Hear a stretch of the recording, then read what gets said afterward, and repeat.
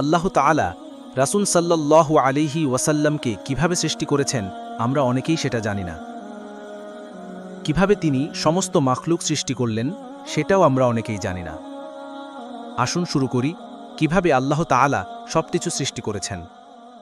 হযরত ইমাম হুসাইন রাদিয়াল্লাহু তাআলা আনহু তার পিতা হযরত আলী রাদিয়াল্লাহু তাআলা আনহু থেকে বর্ণনা করেন, তিনি বলেন, একদিন আমি রাসূল সাল্লাল্লাহু আলাইহি ওয়াসাল্লামের নিকট বসা ছিলাম।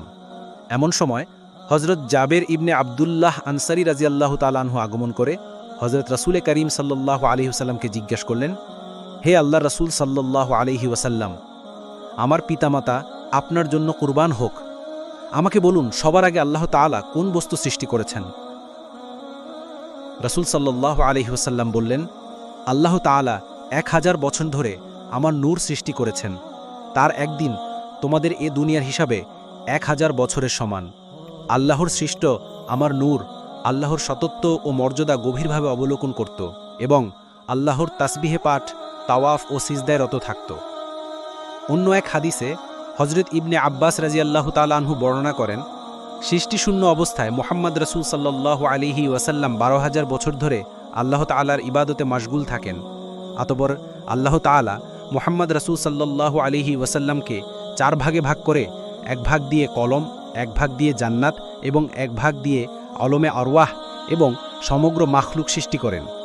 উল্লিখিত 4 ভাগের 3 ভাগ দিয়ে আল্লাহ পাক জ্ঞান, বিবেক, লজ্জা ও প্রেম প্রীতি ভালোবাসা আর 1 ভাগ দিয়ে আমাকে সৃষ্টি করেন।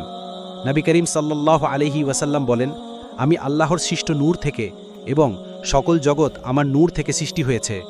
এরপর আল্লাহ তাআলা কলমকে আদেশ করেন আরশের উপর কালেমা লা ইলাহা ইল্লাল্লাহু মুহাম্মাদুর রাসূলুল্লাহ লিখতে।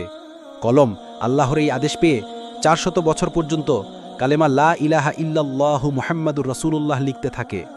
অন্য এক বর্ণনায় রয়েছে, কলম লা ইলাহা ইল্লাল্লাহ পর্যন্ত লিখে নিবেদন করল, ইয়া রব্বুল আলামিন, আপনি তো এক ও অদ্বিতীয়, আপনার নামের সাথে যুক্ত এই সম্মানিত নাম কার শোভা পাচ্ছে?